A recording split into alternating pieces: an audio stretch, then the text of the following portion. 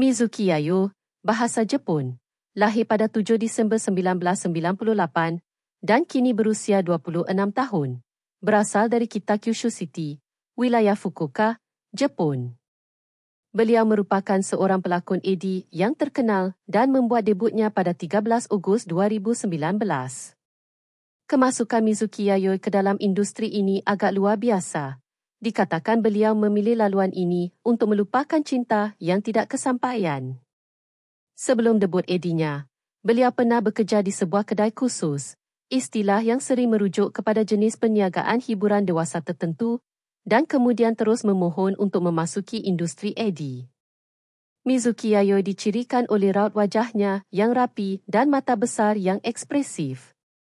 Satu daya tarikan istimewa ialah mata kanannya, yang, seperti pelakon Hoshi atau Ai, menjadi sangat menawan apabila beliau tersenyum.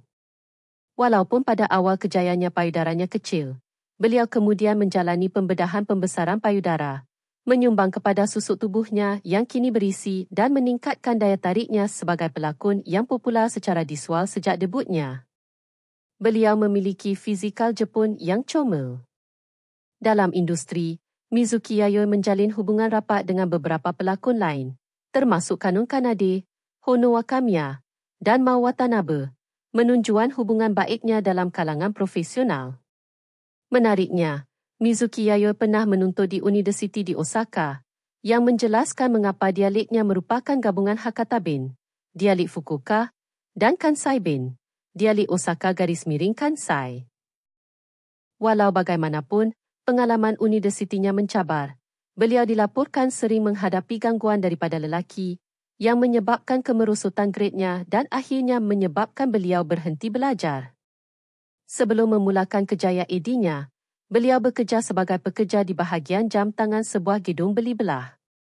Perjalanan Mizuki Yayo, dari cinta yang tidak berbalas dan pengalaman bekerja di kedai khusus, ke pekerja gedung beli belah, dan akhirnya keputusannya untuk memasuki industri AD, melukiskan gambaran yang kompleks tentang kejayaannya.